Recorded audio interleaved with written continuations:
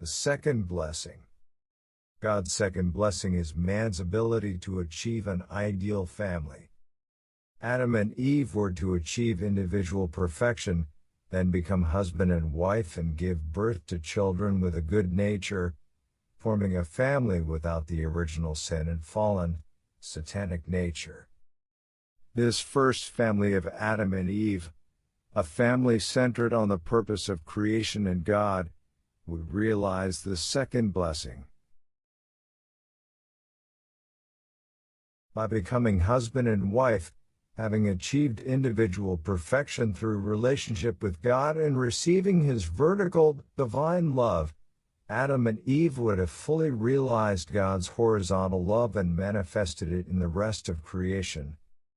From the point of view of the heart, the fact that God would allow man to have children after realizing His horizontal love is a great blessing, because by having children man can experience God's vertical love toward him.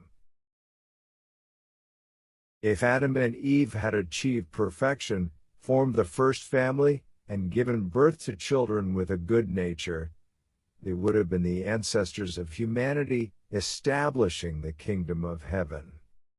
The fundamental unity of the kingdom of heaven is therefore a family, living for God's purpose by realizing His divine love on a horizontal level, with the rest of humanity and with creation. The family is the basic foundation for God's vertical and horizontal love and is the perfect base of God's heart.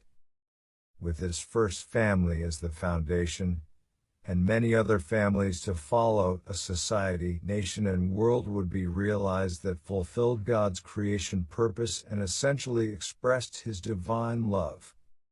This is the will of God. If Adam and Eve had begun to create such a family and such a world, this would have been the kingdom of heaven on earth.